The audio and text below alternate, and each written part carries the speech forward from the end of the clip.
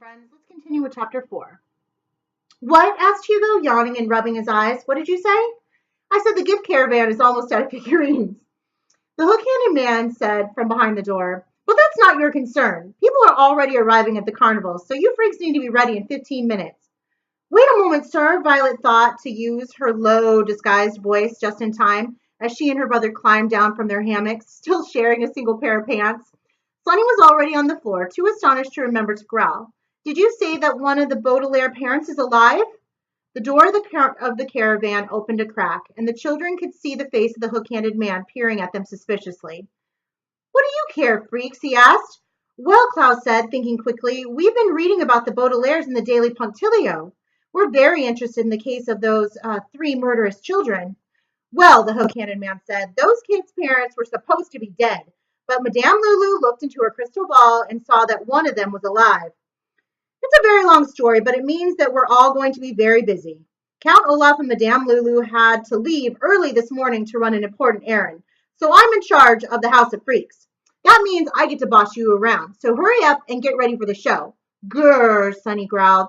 Chapeau's all set to perform, Violet said, and the rest of us will be ready soon. You'd better be, the hook-handed man said, and began to shut the door before stopping for a moment. That's funny, he said. It looks like one of your scars is blurry. They blur as they heal, Klaus said. Too bad, the hook-handed man said. It makes you look less freakish. He slammed the door, and the siblings could hear him walk away from the caravan. I feel sorry for that man, Colette remarked as she swung down from her hammock and curled into a contortion on the floor. Every time he and that Count person come to visit, it makes me feel bad to look at his hooks. He's better off than me, Kevin said, yawning and stretching his ambidextrous arms. At least one of his hooks is stronger than the other. My arms and legs are exactly alike, and mine are very bendable, Colette said. Well, we'd better do as the man says and get ready for the show. That's right, Hugo agreed, reaching into a shelf next to his hammock and pulling out a toothbrush. Madame Lulu says that we must always give people what they want, and that man wants us ready right away. Here, Chabot, Violet said, looking down at her sister. I'll help you sharpen your teeth. Grrr, Sonny agreed, and the 2 older Baudelaires leaned down together and lifted Sonny up and moved into the corner so that the 3 children could whisper to one another near the mirror, while Hugo, Colette, and Kevin performed their toilet, a phrase which here means did the things necessary to begin their day as carnival freaks. What do you think, Klaus asked. Do you think it's really possible that one of our parents is alive? I don't know, Violet said. On one hand, it's hard to believe that Madame Lulu really has a magical crystal ball. On the other hand, she always told Count Olaf where we were so he could find us. I don't know what to believe. Tent, Sonny whispered. I think you're right, Sonny, Klaus said. If we could sneak into the fortune teller's tent, we would be able to find out something for ourselves. You're whispering out me, aren't you? Kevin called out from the other end of the caravan. I bet you're saying, what a freak Kevin is. Sometimes he shaves with his left hand and sometimes he shaves with his right hand. But it doesn't matter because they're equally the same. We weren't talking about you, Kevin, Violet said. We were discussing the Baudelaire case. I never heard of these Baudelaires, Hugo said, combing his hair. Did I hear you mention that they were murderers? That's what it says in the Daily Punctilio, Klaus said. Oh, I never read the newspaper, Kevin said. Holding it in both of my equally strong hands makes me feel like a freak. That's better than me, Colette said. I can contort myself into a position that allows me to pick up a newspaper with my tongue. Talk about freakish. It's an interesting dilemma, Hugo said, grabbing one of the identical coats from the rack, but I think that we're all equally freakish. Now let's get out there and put on a good show. The Baudelaires followed their co-workers out of the caravan and over to the House of Freaks tent, where the hook-handed man was standing impatiently, holding something long and damp in one of his hooks. Get inside and put on a good show, he ordered, gesturing to the flap in the tent that served as an entrance. Madame Lulu said that if you don't give the audience what they want, I'm allowed to use this tagliatelle grande. What's a tagliatelle grande? Colette asked. Tagliatelle is a type of Italian noodle, the hook-handed man explained, uncoiling the long, damp object. And grande means big in Italian. This is a big noodle that a carnival worker worked up for me this morning.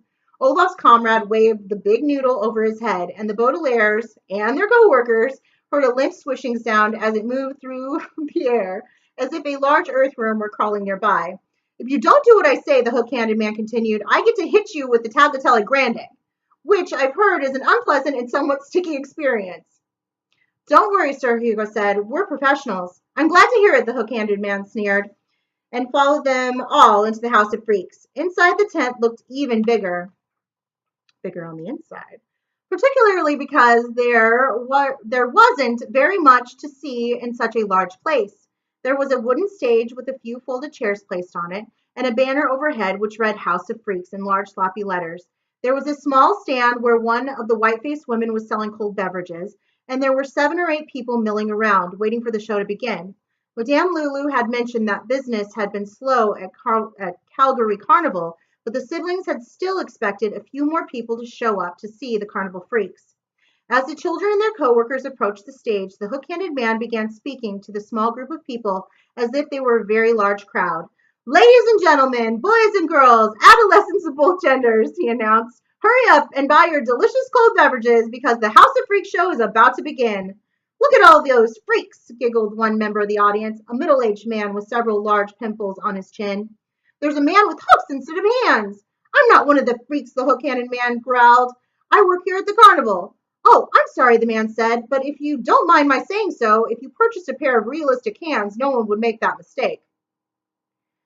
It's not polite to comment on other people's appearances, the hook-handed man said sternly. Now, ladies and gentlemen, gaze with horror on Hugo, the hunchback. Instead of a regular back, he has a big hump that makes him look very freakish. That's true, said the pimpled man, who seemed willing to giggle at one person or another. What a freak! The hook-handed man waved his large noodle in the air as a limp reminder to the Baudelaires and their co-workers. Hugo, he barked, put on your coat. As the audience teetered, Hugo walked to the front of the stage and tried to put on the coat he was holding. Usually, if someone has a body with an unusual shape, they will hire a tailor to alter their clothing so it will fit comfortably and attractively. But as Hugo struggled with the coat, it was clear that no such tailor had been hired. Hugo's hump wrinkled the back of the coat and then stretched it, and then finally ripped it as he did up the buttons, so that within moments the coat was just a few pieces of tattered cloth. Blushing, Hugo retreated to the back of the stage and sat on a folded chair as the members of the tiny audience howled with laughter. Isn't that hilarious? The hook-handed man said. He can't even put on a coat. What a freakish person. But wait, ladies and gentlemen, there's more. Olaf's henchman shook the Tagliatelle Grande again while reaching into his pocket with his other hook. Smiling wickedly, he withdrew an ear of corn and held it up for the audience to see. This is a simple ear of corn, he announced. It's something that any normal person can eat. But here at Calgary Carnival, we don't have a house of normal people. We have a house of freaks, with a brand new freak that will turn this ear of corn into a hilarious mess. Violet and Klaus sighed and walked to the center of the stage. I do not think I have to describe this tiresome show any longer. You can undoubtedly guess that the 2 eldest Baudelaires were forced to eat another ear of corn while a small group of people laughed at them, and that Colette was forced to twist her body into unusual shapes and positions, and that Kevin had to write his name with both his left and right hands, and that finally poor Sunny was forced to growl at the audience, although she was not a ferocious person by nature and would have preferred to greet them politely. And you can imagine how the crowd reacted as the hook-handed man announced each person and forced them to do these things. The 7 or 8 people laughed and shouted cruel names and made terrible, tasteless jokes. One woman even threw her cold beverage, paper cup and all, at Kevin, as if someone who was both right-handed and left-handed somehow deserved to have wet and sticky stains on his shirt. But what you may not be able to imagine unless you have had a similar experience yourself is how humiliating it was to participate in such a show. You might think that being humiliated, like riding a bicycle or decoding a secret message, would get easier would get easier after you had done it a few times, but the Baudelaires had been laughed at more than a few times, and it didn't make their experience in the House of Freaks easier at all. Violet remembered when a girl named Carmelita Spatz had laughed at her and called her names when the children were enrolled in Proof Rock Preparatory School, but it still hurt her feelings when the hook-handed man announced her as something hilarious.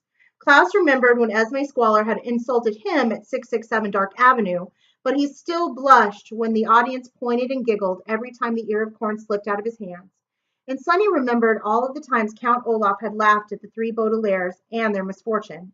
But she still felt embarrassed and a little sick when the people called her Wolf Freak, as she followed the other performers out of the tent when the show was over.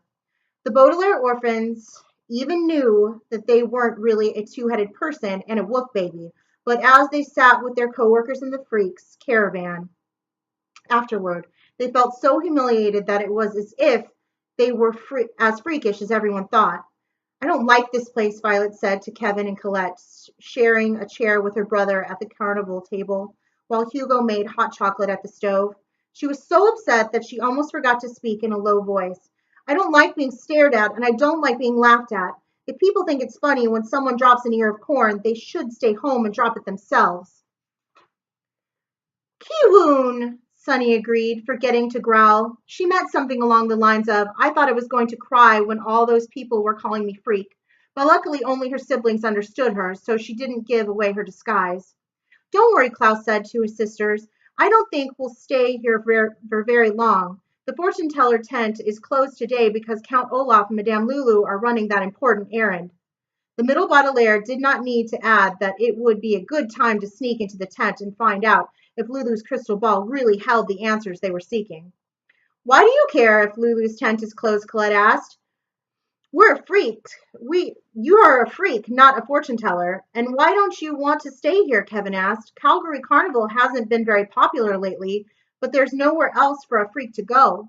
Of course there is, Violet said. Lots of people are ambidextrous, Kevin. There are ambidextrous florists and ambidextrous air traffic controllers and all sorts of things. You really think so? Kevin asked. Of course I do, Violet said. And it's the same with contortionists and hunchbacks. All of us could find some other type of job where people didn't think we were freakish at all. I'm not so sure that is true, Hugo called over from the stove. I think that a two-headed person is going to be considered pretty freakish no matter where they go. And it's probably the same with ambidextrous person, Kevin said with a sigh. Let's try to forget our troubles and play dominoes, Hugo said, bringing over a tray with 6 steaming mugs of hot chocolate. I thought both of your heads might want to drink separately, he explained with a smile, particularly because this hot chocolate is a little bit unusual. The wolf baby added a little bit of cinnamon. Chabot added it, Klaus asked, with surprise as Sunny growled modestly. Yes, Hugo said. At first I thought it was some freaky wolf recipe, but it's actually quite tasty. That was a clever idea, Chabot, Klaus said, and gave his sister a squinty smile. It seems like only a little while ago that the youngest Baudelaire couldn't walk and was small enough to fit inside a bird cage, and now she was developing her own interests and was big enough to seem half wolf. You should be very proud of yourself, Hugo agreed. And if you weren't a freak, Chabot, you could grow up to be an excellent chef. She could be a chef anyway, Violet said. Elliot, would you mind if we stepped outside to enjoy our hot chocolate? That's a good idea, Klaus said quickly. I've always considered hot chocolate to be an outdoor beverage, and I'd like to take a peek in the gift caravan. Grr, Sunny growled. But her siblings knew she meant, I'll come with you. And she crawled over to where Violet and Sunny were awkwardly rising from their chairs. Don't be too long, Colette said. We're not supposed to wander around the carnival. We'll just drink our hot chocolate and come right back, Klaus promised. I hope you don't get in trouble, Kevin said. I hate to think of the Tagliatelle Grande hitting both of your heads. The Baudelaires were just about to point out that a blow from the Tagliatelle Grande probably wouldn't hurt one bit when they heard a noise which was far more fearsome than a large noodle waving in the air. Even from inside the caravan, the children could hear a loud creaky noise they recognized from their long trip into the hinterlands. That sounds like that gentleman friend of Madame Lulu, Hugo said. That's the sound of his car. There's another sound too, Colette said. Listen. The children listened and heard that the contortionist had spoken the truth. Accompanying the roar of the engine was another roar, one that sounded deeper and angrier than any automobile. The Baudelaires knew that you cannot judge something by its sound any more than you can judge a person by the way they look. But this roar was so loud and fierce that the youngsters could not imagine that it brought good news. Here I must interrupt the story I am writing to tell you another story in order to make an important point. This story is fictional, a word which here means someone made it up one day, as opposed to the story of the Baudelaire orphans, which someone merely wrote down, usually at night. It is called The Story of Queen Debbie and Her Boyfriend Tony, and it goes something like this. And it's titled The Story of Queen Debbie and Her Boyfriend Tony. Once upon a time, there lived a fictional queen named Queen Debbie, who ruled over the land where this story takes place, which is made up. This fictional land had lollipop trees growing everywhere and singing mice that did all of their chores. And there were fierce and fictional lions who guarded the palace against fictional enemies.